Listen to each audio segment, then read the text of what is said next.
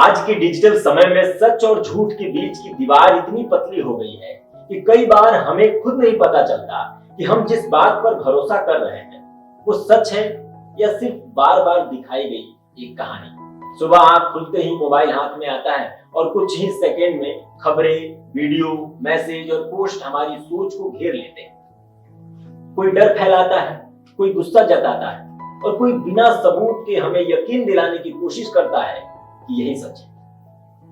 धीरे धीरे हम उन्हीं बातों को देखने लगते हैं जो हमारी सोच से मेल खाती है। और एक वैश्विक सर्वे के अनुसार एक डेटा बताता है कि दुनिया के लगभग 65% लोग इंटरनेट पर सिर्फ अपने जैसे सोचने वाले लोगों के बीच रहते हैं, जिससे उनकी सोच एक छोटे से दायरे में कैद हो जाती है। जैसे एक मेढक को लगता है कि वो जिस कुएं में है वही दुनिया है, वही ब्रह्मांड है, उससे बाहर उसने कभी देखा ही नहीं। वही हाल आज के समय में लोगों का हो रहा है।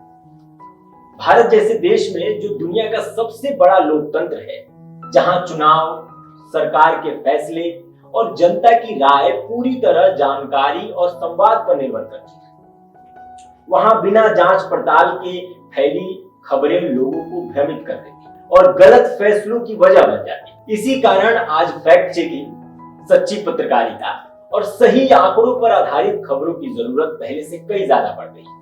क्योंकि सच सिर्फ एक नैतिक बात तो है नहीं, बल्कि ये समाज के भरोसे, लोकतंत्र की मजबूती और आने वाली पीढ़ियों के भविष्य की नींव है। ऐसी स्थिति में आपकी और हमारी जिम्मेदारी बनती है कि किसी भी खबर या जानकारी को आंख बंद करके ना माने, बल्कि ठहर कर सोचें, सवाल करें, उसकी सच्चाई जांचें और तभी उस पर अपनी राय बनाएं।